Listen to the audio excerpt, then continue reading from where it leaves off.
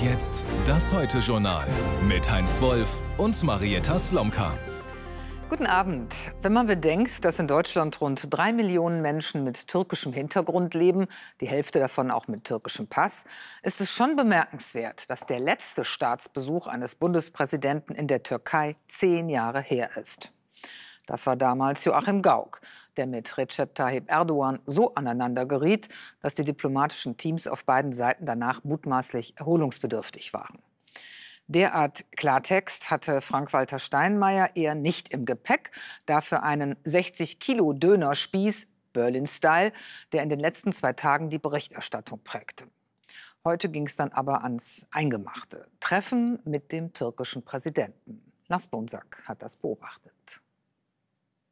Als der Bundespräsident den obligatorischen Kranz im Atatürk-Mausoleum niederlegt, wird mit dieser einen Geste die ganze Problematik sichtbar. Während der türkische Staatsgründer die konsequente Verwestlichung von Staat und Gesellschaft vorantrieb, führt der derzeitige Präsident die Türkei wieder weg von Europa. Wir haben über die Zusammenarbeit zwischen der Türkei und der Europäischen Union gesprochen. Auch hier sind Rechtsstaatlichkeit, Menschenrechte und Pressefreiheit wichtige Voraussetzungen. Der Angriff der Hamas auf Israel hat das schon schwierige Verhältnis zwischen Deutschland und der Türkei noch einmal verschärft. Während in Deutschland die Hamas verboten wurde und von den EU-Staaten als Terrororganisation eingestuft ist, lobt Erdogan sie als Freiheitsbewegung und wirft Israel Faschismus und Kriegsverbrechen vor. 2 Tage vor Steinmeiers Besuch empfängt Erdogan kameragerecht den Auslandschef der Hamas, Haniyeh. Die Bemühungen der israelischen Regierung, ihr Verbrechen gegen die Menschlichkeit mit ihrem Massaker an den Palästinensern von der Tagesordnung zu streichen, darf nicht honoriert werden. Wenn es um den Konflikt im Nahen Osten geht, dann sind wir über vieles möglicherweise nicht derselben Meinung. Seit über einem halben Jahr sind über 130 Israelis in Geiselhaft.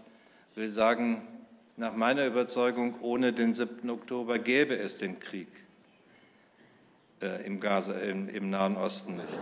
Auf seiner 3-tägigen Staatsvisite macht der Bundespräsident deutlich, dass er die Zukunft der Türkei eher ohne Erdogan sieht. So führt er demonstrativ sein erstes Gespräch mit dem Istanbuler Bürgermeister İmamoğlu von der oppositionellen CHP, dem große Chancen attestiert werden, nächster türkischer Präsident zu werden. Am 2. Tag besucht Steinmeier die Erdbebengebiete im Süden des Landes. Im Februar letzten Jahres starben 53.000 Menschen. Von den 300.000 neuen Unterkünften, die Erdogan fürs erste Jahr vollmundig versprochen hatte, sind gerade mal 46.000 bezugsfähig. 700.000 Menschen leben immer noch in Notunterkünften. Ich habe von Frau Bürgermeisterin, von Frau Şahin auch gehört, wie wichtig es ist, dass wir diese Region jetzt gut ein Jahr nach dem Erdbeben nicht vergessen.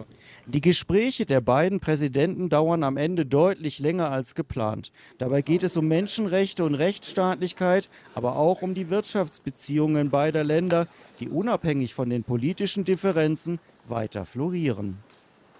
Wir haben uns gemeinsam darüber gefreut, dass der Handel zwischen Deutschland und Türkei im letzten Jahr mit über 55 Milliarden Euro ein neues Rekordniveau erreicht hat.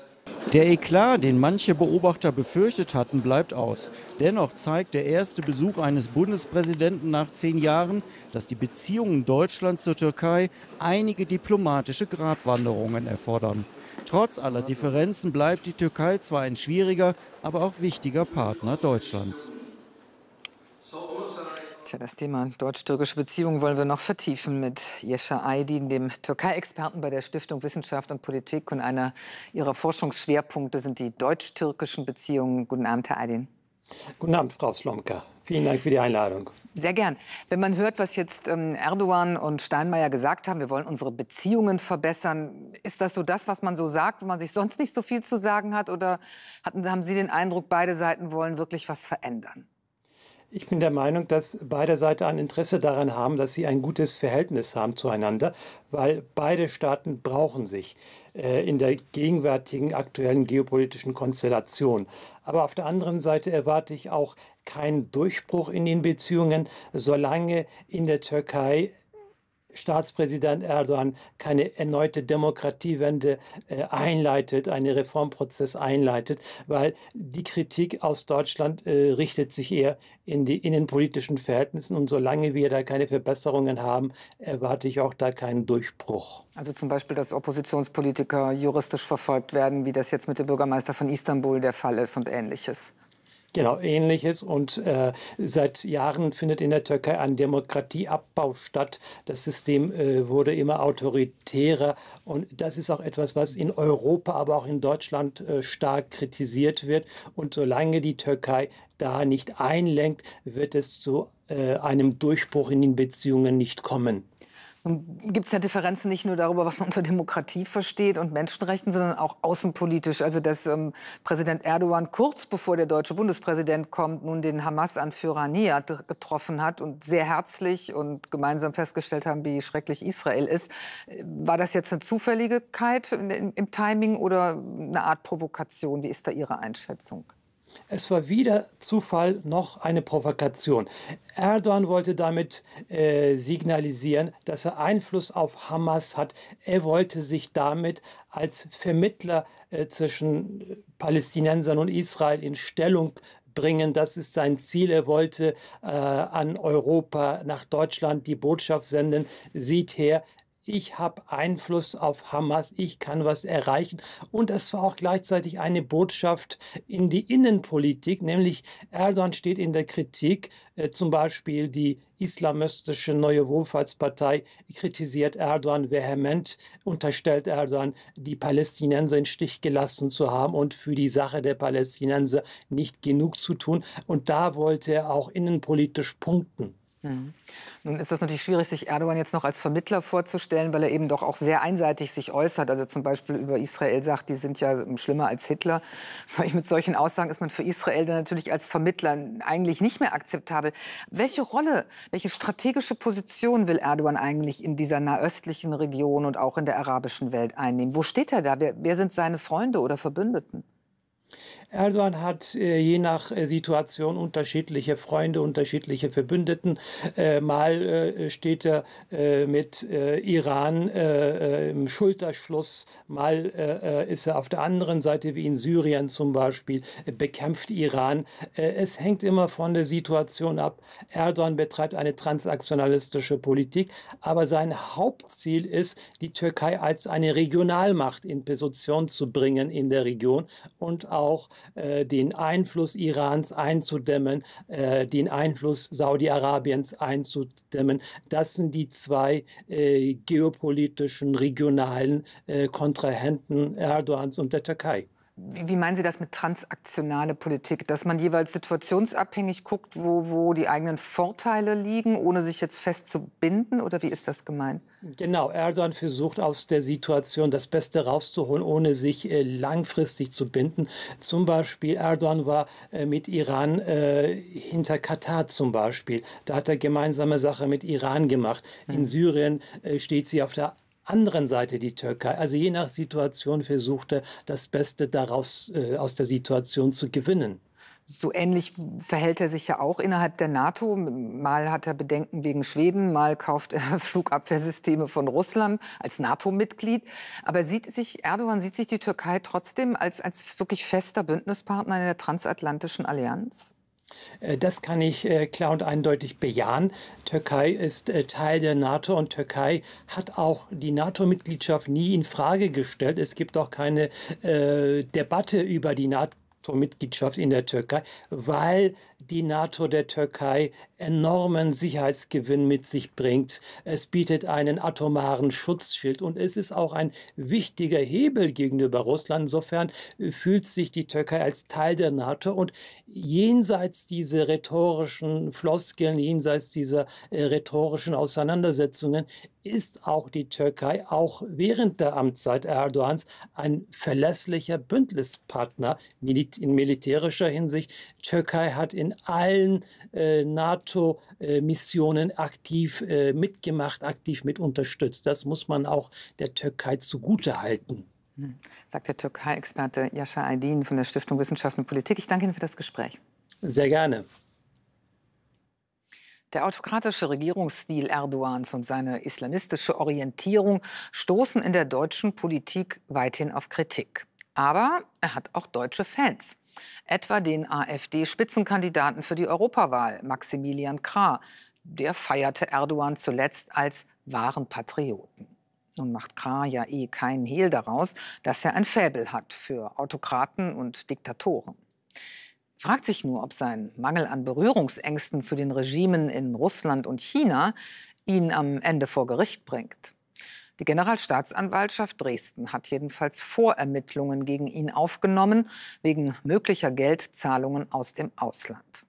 Spitzenkandidat für die AfD bleibt er trotzdem, allerdings ein möglichst unsichtbarer. Klaus Brodbeck berichtet. Politische Einsamkeit heute mal sichtbar gemacht. Maximilian Krah nach dem Termin am Morgen, alleine durch den Bundestag. Alleine vor die Kameras, ziemlich alleine überhaupt. 6 Wochen vor der Europawahl will die AfD ihren Spitzenkandidaten beim Start des Wahlkampfs nicht dabei haben. Wenn Sie jetzt aber glauben, das sei das Ende meiner Spitzenkandidatur, dann muss ich Sie enttäuschen. Ich bin und bleibe Spitzenkandidat.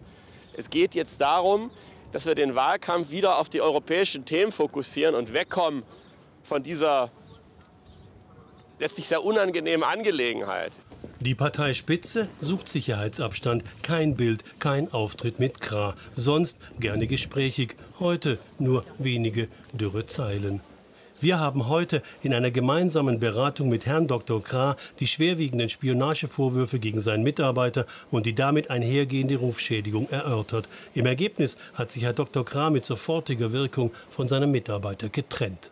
Es ist in meinem Büro offenbar eine Straftat, das muss ich ausgehen, es ist ein hoher Verdacht begangen worden. Das ist sehr unangenehm und es ist in meinem größten Interesse, das aufzuklären. Aber es ist eben nicht, dass ich es getan habe. Das ist der Mann, Jian Ge. Die AfD-Spitze sei bereits vor 2 Jahren vor ihm gewarnt worden, behauptet ein langjähriger Fraktionskollege und Gegner Krahs im Europäischen Parlament. Derzeit im Streit um seine Mitgliedschaft in der AfD, die ihn vor wenigen Wochen rausgeworfen hat. Da wir alle wissen, dass in China die Trennung zwischen Lobbyisten und Geheimdienst relativ gering ist, musste man, denke ich, auch davon ausgehen, dass Herr Guo nicht nur für das Wirtschaftsministerium arbeitet, sondern eben auch noch für den Geheimdienst. Deutschland ist nicht das einzige Ziel von Chinas aggressiver Spionage und Einflussnahme. Auch in Großbritannien flogen gerade erst Spione auf. Beim Besuch des britischen Premiers spricht der Kanzler heute Klartext, auch in Richtung AfD und in Richtung Maximilian Krah. Wir können Spionage gegen uns nicht akzeptieren. Der Verdacht, der hier sich gegen Mitarbeiter und Kandidaten der AfD richtet, ist sehr besorgniserregend. Krah fällt seit Jahren durch China-freundliche Positionen auf, bestreitet aber weiter alle Vorwürfe. Dass eine Partei sich von ihrem Spitzenkandidaten derart distanziert, ist politisch ein Absturz. Erdgeschoss. Es könnte für Maximilian Krah aber noch tiefer gehen. Das wollen wir noch politisch weiter analysieren mit Diana Zimmermann in Berlin. Diana, da stellt sich ja schon die Frage, wie sehr das der AfD schaden kann. Wobei man könnte auch fragen, ob es ihr überhaupt schadet. Naja, also die Vorwürfe, die jetzt im Raum stehen, das ist Vaterlandsverrat und Käuflichkeit. Das schadet auch einer Partei wie der AfD. Das sehen wir an den nervösen Reaktionen. Zumal dieser Vorwurf jetzt gegenüber den beiden Spitzenkandidaten der AfD im Europawahlkampf erhoben wird. Ob das jetzt die große Trendwende einläutet, das weiß ich nicht. Aber es ist schon so, dass die Parteispitze nervös ist, denn sie weiß natürlich, Spionage für ausländische Staaten kommt bei den meisten Menschen nicht gut an. Und es macht die AfD noch weniger koalitionsfähig, als sie das vorher schon war. Die Brandmauer wächst. Nun scheint bei der AfD die Strategie ja bisher zu sein, also erst mal Kopf einziehen und abwarten. Ja, das ist die bekannte Strategie der AfD. Das ist ja schon häufiger vorgekommen, dass Parteimitglieder in den Augen der Parteispitze sehr unliebsame Bemerkungen gemacht haben. Dann wird immer gesagt, das seien Randfiguren, Einzelprobleme, habe mit der Parteilinie nichts zu tun.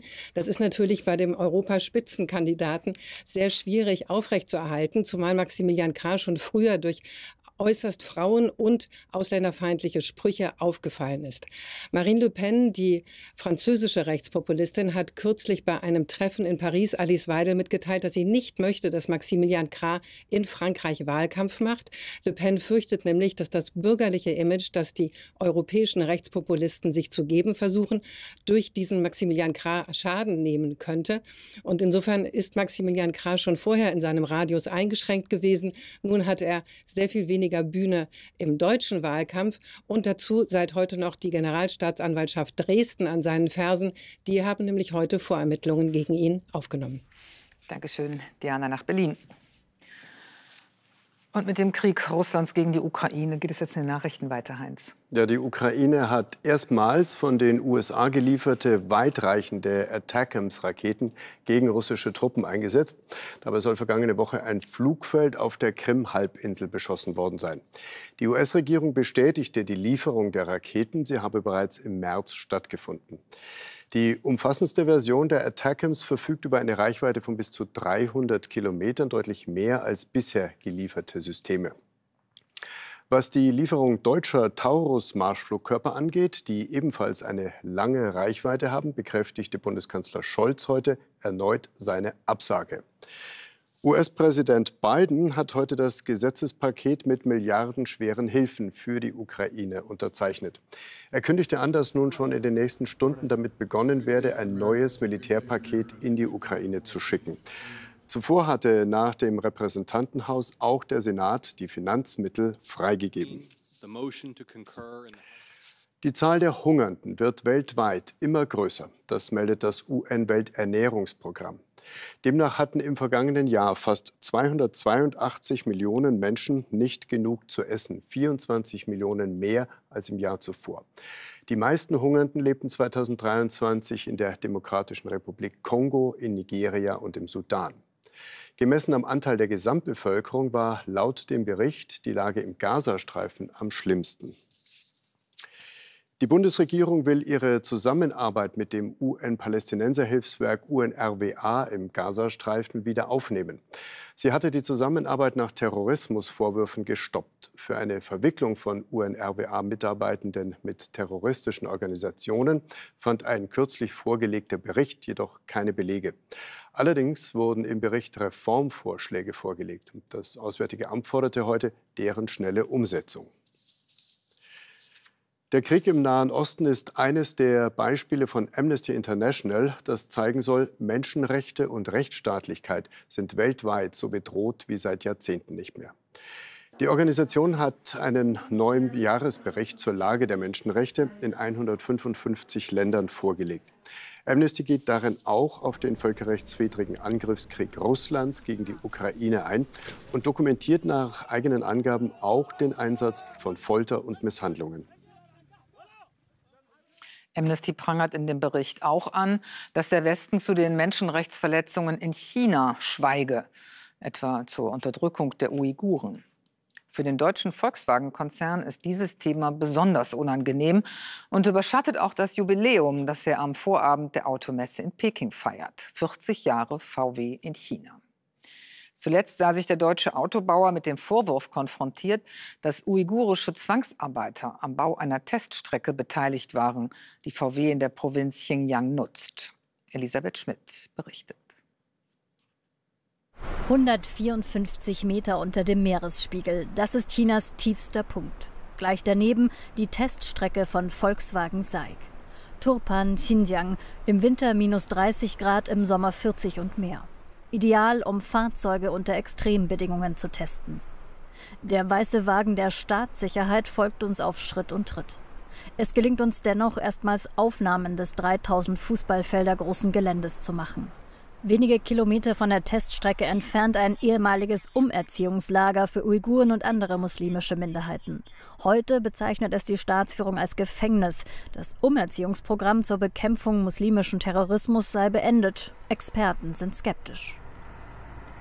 Vor allen Dingen verschweigt es, dass Hunderttausende auch zu langjährigen Haftstrafen verurteilt worden sind und die sitzen immer noch in den Gefängnissen ein. Insofern kann man nicht davon ausgehen, dass die Bekämpfung des Terrorismus jetzt vorbei ist, also wie China, wie Peking das darstellt. sondern eigentlich gibt es nach wie vor großes Leid, das durch diese Maßnahmen Pekings nach wie vor hervorgerufen wird. Bis heute konnte VW in Turpan Menschenrechtsverstöße nicht eindeutig ausschließen. Etwas weiter nordwestlich das Werk von Volkswagen SAIC in Urumqi. Es könnte 50.000 Fahrzeuge pro Jahr herstellen, doch produziert wird hier nichts mehr. Wohl aus Angst, mit Zwangsarbeit in Verbindung gebracht zu werden. Volkswagen täte gut daran, wenn sie zusammen mit der chinesischen Regierung hier einen Weg sucht, dieses Werk abzugeben. Es spielt sozusagen für Volkswagen praktisch keine essentielle Rolle. Im ZDF-Interview mit dem Konzernchef wird deutlich, VW ringt mit seinem Joint-Venture-Partner um eine gesichtswahrende Ausstiegsformulierung. Es geht am Ende immer um wirtschaftliche Aspekte und deswegen erwägen wir das natürlich immer gemeinsam und haben da verschiedene Optionen im Moment in Untersuchung und werden dort auch in absehbarer Zeit eine Entscheidung treffen. Menschenrechte, bei weitem nicht die einzige Baustelle für VW in China.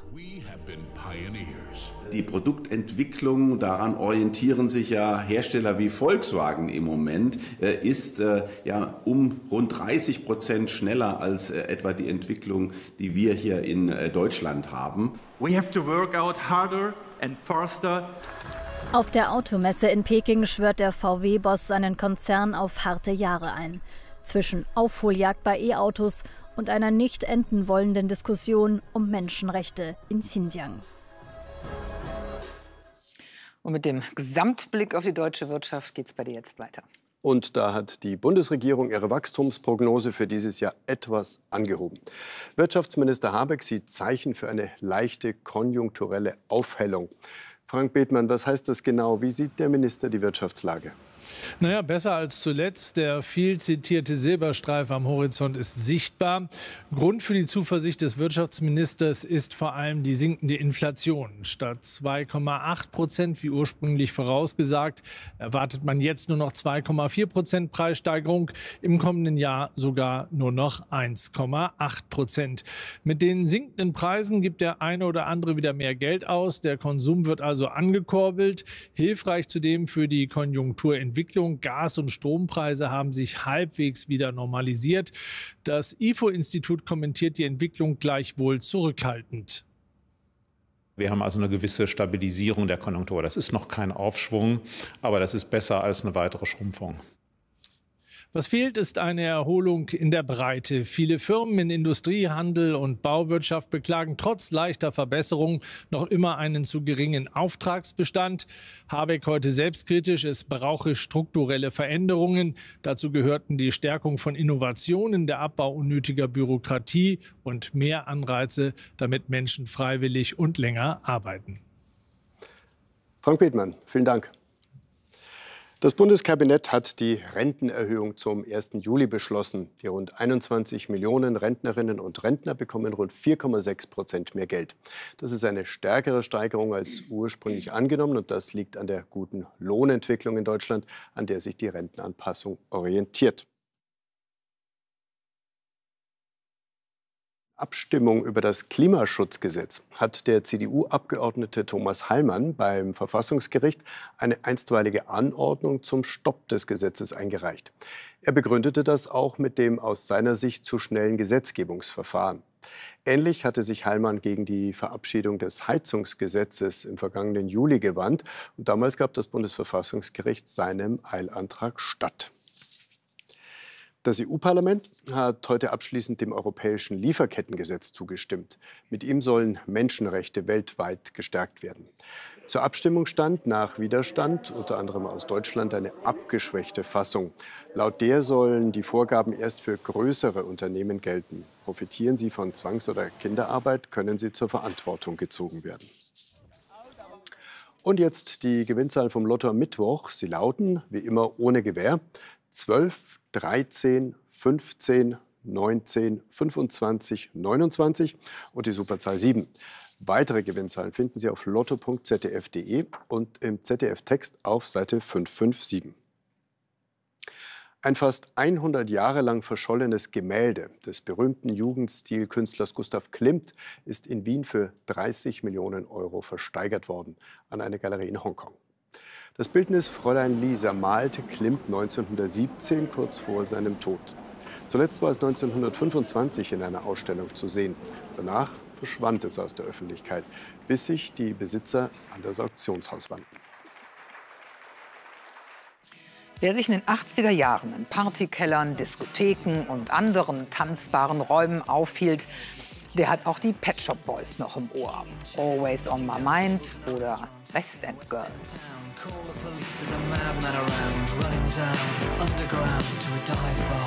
Das Popduo aus London gehörte zum Sound dieser Zeit. Anders als viele andere verschwanden sie später aber nicht in der Versenkung, sondern produzierten immer weiter. Seit 40 Jahren. Mit Nicolette Feiler-Tull sprachen sie über ihr neuestes Album und warum sie deutschen Schlager mögen. Was bedeutet Ihnen Freundschaft? Die ist rein beruflich in erster Linie. Da müssen Sie schmunzeln, die Pet Shop Boys. Die beiden verbindet so viel mehr als 40 Jahre erfolgreichstes britisches Popduo zu sein.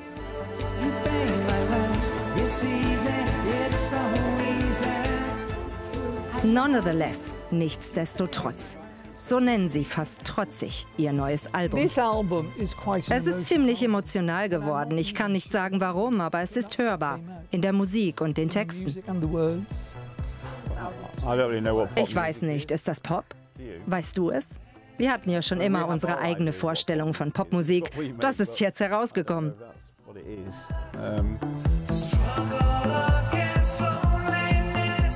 Loneliness, der Eröffnungssong. Tiefsitzende Einsamkeit, Isolation. Ein Song über das Leben vor dem Coming-out. Neil Tennant outete sich selbst mit Anfang 40. Ich habe das für ein Schwulenmagazin gemacht. Die wollten mich auf dem Cover und ich dachte, es wäre schon komisch, wenn ich nicht sage, dass ich schwul bin. So war es auch ein Weg, es meinen Eltern zu sagen. Sie riefen mich an, sie reagierten sehr süß.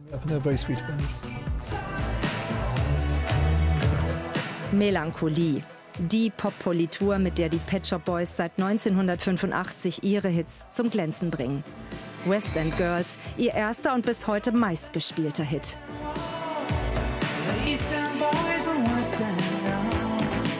Die auch sexuelle Freiheit des Westens bleibt ihr Thema in einem neuen Song. Dancing Star, eine Hommage an den berühmten russischen Balletttänzer Rudolf Nurejew. Er flüchtet 1961 in den Westen.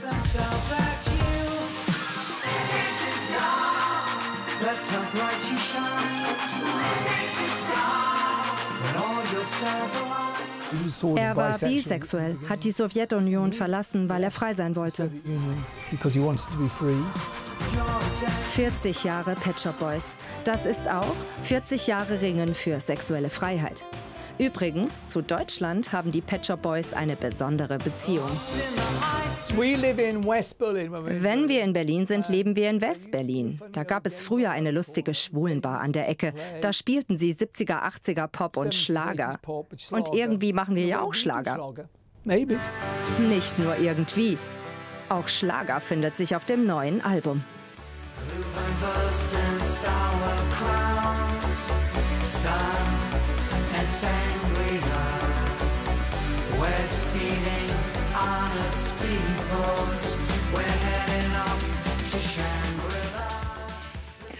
Das war's von uns. Gleich geht's im Auslandsjournal weiter. Heute unter anderem mit einem Bericht über TikTok. Welche Gefahren birgt die App und warum wollen die USA sie sogar verbieten? Und um 0:30 Uhr meldet sich dann Sandra Maria Grunewald mit unserem Heute-Journal-Update. Bis morgen. Auf Wiedersehen. Wiedersehen.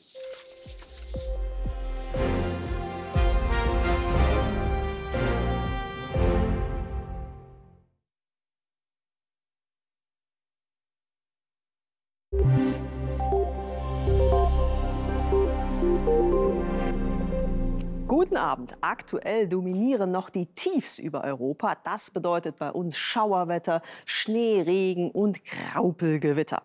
Aber die Wetteränderung zum Wochenende, die wird hier schon angemischt. Und zwar mit diesen Tiefs, die über dem Atlantik weiter südwärts ziehen. Denn dann kommen wir irgendwann in eine südwestliche Strömung und es wird bei uns wieder merklich milder.